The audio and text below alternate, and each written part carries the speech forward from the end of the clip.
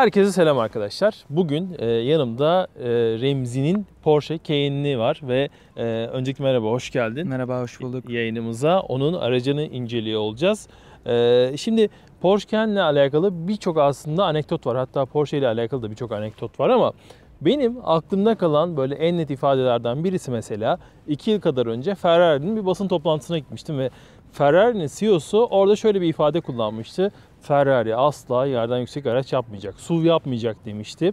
Benzer söylemleri, bunu neden söyledim? Benzer söylemleri döneminde Porsche'den de duyuyorduk ama özellikle Porsche Cayenne'i ilk çıkardığı zaman Porsche hayranları tarafından büyük bir kısmı tarafından diyeyim hatta ciddi bir eleştiriye maruz kalmıştı. Böyle bir araca gerek var mı?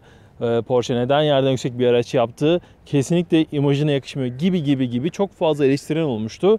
Ama geçen zaman içerisinde gördük ki bu doğru bir hamleydi. Markaya özellikle ticari anlamda çok büyük bir artı getirdi ve Remzi gibi birçok kullanıcıyla da bu tip araçlar buluşmaya devam etti. Az çok hikayeyi dinledin sen de. Evet. Senin Cayenne tercih etmenin sebebi nedir? Benim Cayenne tercih etmemin sebeplerinden bir tanesi araba Jeep ama bende mesela bundan önce BMW de vardı. Ama bir BMW kadar viraja girebiliyor, bir BMW gibi dönebiliyor, bir BMW gibi atik ve seri, sportif yani hem bir spor araç hem de bir 4x4. Bu sebepten dolayı Porsche Cayenne tercih ettim. Yani ne istersen yapabiliyorsun arabayla. İster araziye çık, ister spor sür, nasıl istersen. Şöyle bir durum da var mesela şimdi ülkemizde biliyorsun sıfır fiyatları aldı başına gitti. Bunun akabinde ikinci el fiyatları da arttı. Aynen. Sen aslında bu arabayı alabileceğin paralara ortalama olarak günümüzde sıfır bir Clio, Egea gibi bir şeyler alabiliyorsun. Öyle bir şey yerine bunu neden tercih ettiğini sorayım. Ya, aynen öyle çünkü bugün geçen bayiye gittiğimde yaklaşık olarak işte bir Clio güzel bir dolu paket almak istediğin zaman 157-160 bin lira civarlarına çıkıyor artık. Evet. Bu araba da zaten aynı para ama aldığın donanım vesaire yani bu arabadaki donanımları hiçbir arabada bulamazsın kolay kolay. Sıfır yeni model araçlarda. Bu sebepten dolayı da tercih ettim. Sadece nedir işte birazcık benzin parasını koyacaksın. Birazcık bakımına para harcayacaksın ama bineceksin. Bu arabanın sıfır fiyatı şu anda 1,5 milyon TL. Evet. İkinci el 2008 model bir tane almak istediğin zaman Porsche yani bu temizliktesin 150 bin lira. 160 bin lira en temizi 160 bin lira ediyor.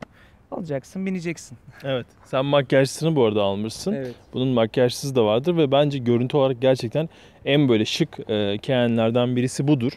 Senin açından tasarım ve bunun harici dışarıda böyle dikkatini çeken ve eklemek istediğin bir detay var mıdır? Ya ben zaten en sevdiğim kasası buydu. Dıştan özellikle çok beğeniyorum. Yeni kasalarından bile daha çok beğeniyorum. Küçüklüğümden beri. Özellikle arka stoplarını, ön farlarını zaten çok beğeniyorum. İçi eskisiyle aynı. İçi 2003 modellerle aynı. Makyajda içinde bir değişiklik yapmadılar. İçi de idare ediyor diyebilirim. Biraz belki daha iyi olabilirdi ama dıştan görüntüsü kesinlikle çok iyi diyebilirim. Görüyorsunuz Antalya plaka zaten. Antalya'dan alıp gelmiş. Bununla alakalı birçok hikayesi var. Hazır konu oraya gelmişken de nasıl bir aldığından bu yana iyi bir araba, iyi kondisyonda bir araba da bulmuşsun ve almışsın ama masrafların da olmuş. Onları da paylaşır mısın bizimle? Tabii paylaşayım. Ben zaten bu aracı almadan önce götürdüm ekspertize soktum. Antalya'da bir otogaleriden aldım arabayı. 220 bindi bu arada. Araba aynen 220 bin kilometrede. Ben zaten şanslıyım. Aldığımda birçok şeyleri değişmişti. Yağ bakımları yeni yapılmıştı. Muayenesine yeni girmişti. Fren balataları ve diskleri yeni değişmişti. Ben aldığımda kozmetik olarak bazı kusurları vardı. İşte sol arka kapıyla çamurlukta bir çizik vardı. Gittim onu boyattım. Farları biraz sararmıştı. Antalya'da güneşten dolayı. Antalya'da olduğu için farlarını temizlettim. İşte direksiyonunu birazcık temizlettim. Ondan sonra lastikler sıfırdı ben aldığımda şansıma. Ben bunları yaptım. Pasta cilasını yaptım. Tamponda ufak tefek sürtmeler vardı yaşı gereği. Bu işlemlerini hallettim. Şu an aracı bu kondisyona getirdim. Hemen hemen yapılacak hiçbir masrafı kalmadı diyebilirim Evet, yani. bunlarda kronik olarak bildiğim kadarıyla amortisör problemi varmış. Onunla alakalı bir sıkıntı yaşadın mı? Yok ben hiçbir sıkıntı yaşamadım. Yani alçaltma yükseltmesi var zaten. Airmatikleri Evet, var 5 kademeli. Yani ben sürekli günlük olarak indiriyorum, kaldırıyorum. Hiçbir sıkıntı olduğunu görmedim şu zamana İniş kadar. kalkıştan yana diyorsun bir Yok, problem olmuyor. yok. Bayağı uçak gibi takılıyorum. Aynen. Bildiğim kadarıyla bunun daha güçlerinde turbolu versiyonlarda turbo sorunları da görülebiliyormuş. Mesela seninkinde hani bu araca böyle şimdi dışarıdan bakınca gerçekten hiç yakıştırmadığım bir problem. Bagaj kapağında şöyle ufaktan bir sorun var. Evet. Ama bunlar da bence yani olacak. Yani Sonuçta 13-14 yaşında bir araba. Şu an işte 11 senelik şu anda bu araba. Evet. Yaşına göre o kadar normal olduğunu düşünüyorum. Zaten hani maliyeti de çok şey olan değil. Vakit bulamadığım için yaptıramadım. Evet. Yani basit şeyler, bu tarz şeyler çıkartıyor. Bir de senden bakım maliyetlerini alalım ve bir an önce yola çıkalım. Çünkü söz konusu olan bir Porsche olunca insan bir an önce yola çıkmak istiyor. Bakım maliyetleri nedir? Ya Ne tutar? bakım maliyetleri eğer dışarıda yani serviste yaptırırsanız çok çok pahalı yani her girdiğinizde bir Şahin Doğan bırakırsınız tabii. açıkçası. Tabii. Ama dışarıda yaptırırsanız eğer Özel servisler 1000 dışarıdan lira, kastım. 1500 lira gibi normal rutin bakımlarını, periyodik bakımına 1000 liraya çıkarsınız. O gibi rakamlar Aynen diyorsun. öyle. Peki motor hacmi malum büyük. Evet. 3600 ama yaşı da olduğu için vergi durumu nasıl? Vergi durumu 6 aylık vergisi gelecek işte 1,5 ay sonra. 2300 lira falan gibi bir rakam. 6 6 aylık vergi. Senelik 4,5 bin lira yapıyor. Evet.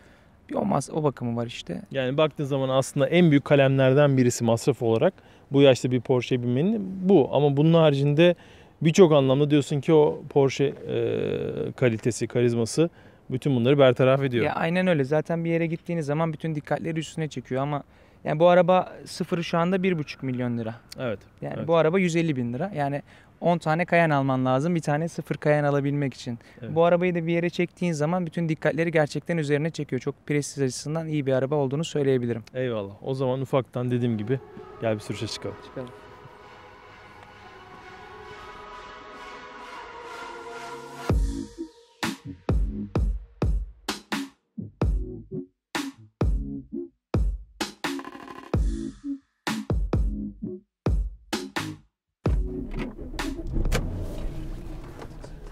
Güzel. 6 silindiri uyandırdık. Aynen öyle. El freni indirdin mi abi? El freni inik görünüyor zaten. Eski Mercedes'lerdeki gibi klasik inme şekli de. Aynen. Mercedes'lerdeki gibi. İçeride böyle var mı seni rahatsız eden bir trim sesi?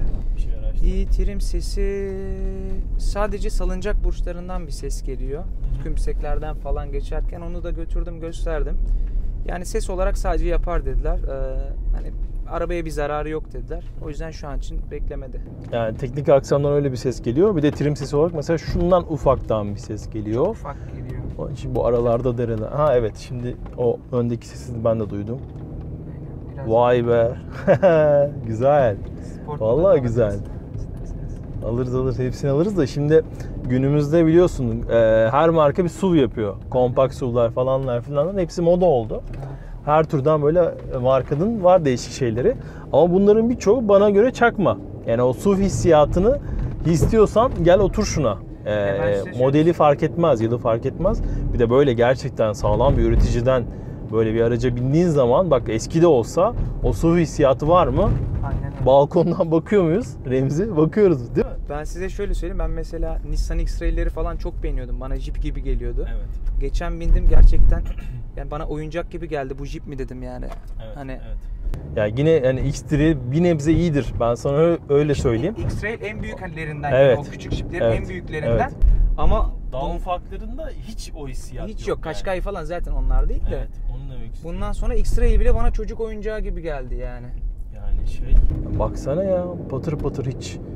Ben buradayım diyor yani ağırlığını çok net hissettiriyor. Böyle her yerden geçerken çukurdan geçerken. 250 kilo bu araba ama bir viraj döndüğün zaman da sanki bir F30 gibi dönüyor. Evet. Çok enteresan bir Evet, şekilde evet. yapmışlar. Şu çukurlardan mesela ufak çaplı çukurlardan geçerken o dediğin gibi salıncaklardan gelen bir ses var. Normalde çünkü bu arabadan bu kadar ses bak duymazsın imkansız yani. O da yani çözülebilir bir şey diye düşünüyorum. Onu da Çözülebilir bir şey. çözdüğün zaman pamuk gibi gidersin yani her yerden. Çok az hissettiriyor. Aynen. Acayip şey ya. O SUV hissiyatını çok iyi veriyor. Çok başarılı, çok keyifli. Daha bir gazlayacağız ufaktan da o SUV hissiyatını neden hissettiriyor ya da hangi yönleriyle artısı eksisi daha fazla onlara bakıyorum ben şu an. Hacim olarak sana sanıyorum yetiyordur. Tabii canım zaten Yani. daha büyüğü yok Değil mi? yani. Değil mi? Zaten transporter orada. Arka hacme baktım ben az önce bayağı iyi. Bagaj hacmi de yeterli seviyede. Mesela biz çekime GLC 200 ile geldik. Çoğunda turbo beslemeli makineler var. Bunda atmosferik 3.6 6 silindirli bir makine var. 300 beygir civarı bildiğim kadarıyla. Performans olarak sence nasıl? Yeterli mi? Performans olarak gayet yeterli yani.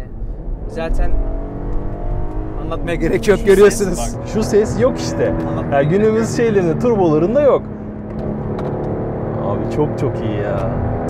4000'den sonra çok güzel bir ses Özellikle geliyor. 6000'de falan. 6000'de falan dediğin Yaşıyor gibi yani. muazzam. Şiir gibi. Gerçekten çok başarılı. Bir de yakmasa. Bir de yakmasa Ama muazzam. artık gülü seven dikenine katlanıyor. Evet. O kadarına katlanıyor. Tüp takanlar var diye biliyorum. Sen düşünüyor musun öyle bir şey Ben yoksa? tüp takmayı açıkçası düşünmüyorum. Porsche Cayenne'e biniyorsan bence tüp takmana gerek yoktur diye düşünüyorum. Evet. Hani Yılı kaç olursa olsun diyorsun. yani öyle düşünüyorum. Şuradan bak. Bir de aşırı bir fark etmiyor yani. Aşırı bir tüketim farkı olacağını zannetmiyorum. Belki bir %30'luk bir fark olur da. Zaten tüp de pahalı bir şey, ucuz bir şey değil. Kaliteli bir şey taksın. Ona tam bir yorum yapamayacağım. Yani tam emin değilim. Bazı araçlarda dediğin gibi gerçekten çok büyük fark olmuyor ama bazı araçlarda da çok muazzam farklar oluyor. O konuda ben de net açıkçası bir yorum yapamıyorum ama varsa bilgisi olan lütfen alt tarafa yorum olarak bıraksın. Ayrıca arkadaşlar videolarımızı beğenmeniz, kanala abone olmanız da bizler açısından oldukça önemli. Şurada bak havalandırmaları mesela günümüz araçlarında en çok eleştirdiğimiz şeylerden birisi budur. Biraz fazla aşağı koymuşlar. Yani yol güvenliği açısından bu biraz handikap. Günümüz araçlarında ne oldu? Şu ekranları daha yukarı aldılar. İşte sürüş güvenliği için özellikle sürücü gözünü daha az yoldan ayırsın diye. Ama böyle olduğu zaman da ne oluyor? Çok daha derli toplu her şey. Yani hani böyle gözüne batan, sana böyle biraz kötü görünen bir şey yok içeride. Her şey çok derli toplu. O Need for Speed'in bir Porsche serisi oyunu vardır. Direkt onların içindeki gibi bir konsol, çok sade göstergeler ki bu göstergeleri günümüz Porsche'lerinde hala görmeye devam ediyorsun Remzi. Bu bakımdan çok çok güzel bence. Yani o Porsche hissiyatını gerçekten bu paralara yaşayabiliyor olmak güzel bir şey bence. Ya doğru yoldasın kardeşim, iyi yapmışsın. Bak abi sese bak ya. Şimdi yaklaşık 2,5 ton bu gövde değil mi? 2250 kilo. Yani neredeyse o rakamlarda. Ama dönerken hiç o hissiyatı vermiyor. O değil mi? hissiyat gerçekten onu Sanki diyeceğim. 1500 kilo bir BMW Evet. kullanıyormuşsun gibi. Evet, Zaten gerçekten. en sevdiğim ikinci marka da BMW'dir. Evet. O yüzden. Gerçekten o hissiyatı dediğin gibi çok az veriyor. Çok fazla vermiyor. Burayı döndü. Bak burayı bir manevrada dönmez diye düşünüyordum ama döndü. Fena değil dönüş. Dönüş çapı da hiç fena değil. İdare eder. Sürüş modları var bu arada. Aracın yüksekliğini de ayarlayıp alçaltıp yükseltebiliyorsun. Bu sürüş modlarını seçtiğin zaman zaten araç otomatikman kendisi yapar bunları. Bak şimdi hemen Sport'a aldığım için vitesler daha altlarda kalıyor bak direkt. Benim ekstradan bir şey yapmama gerek kalmıyor.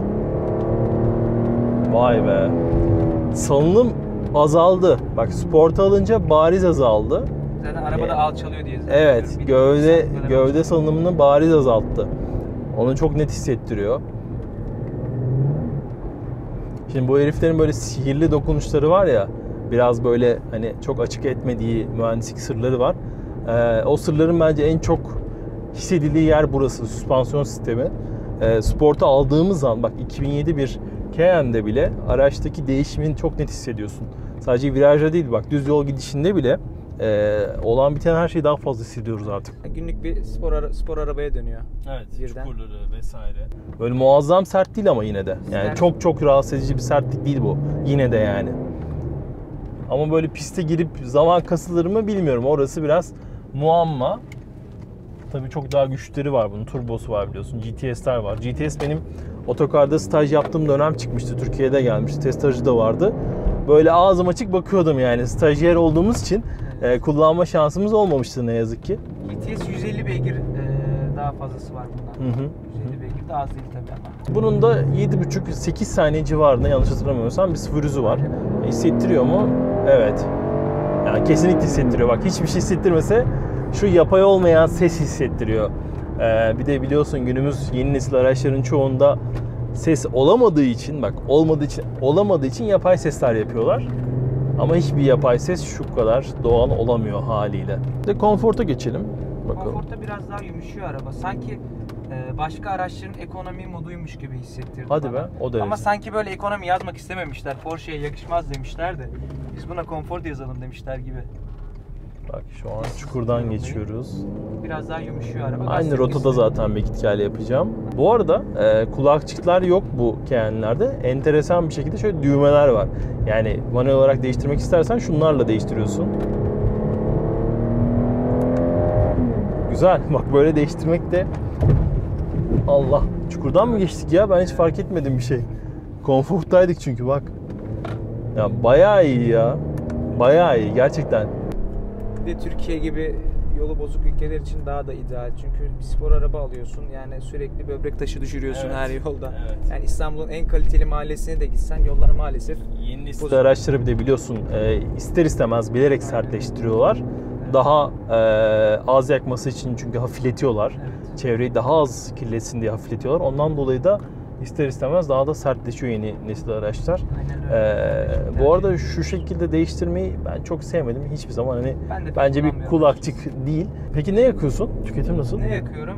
100 liralık benzin koyduğum zaman ortalama olarak beni şehir için, İstanbul için söylüyorum. 90 kilometre yol yapıyorum. 90-100 kilometre. Yani tam 1 lira yakıyor diyebilirim. Şehir içinde 1 lira yakıyor. Ama Antalya'dayken bu biraz daha düşüktü.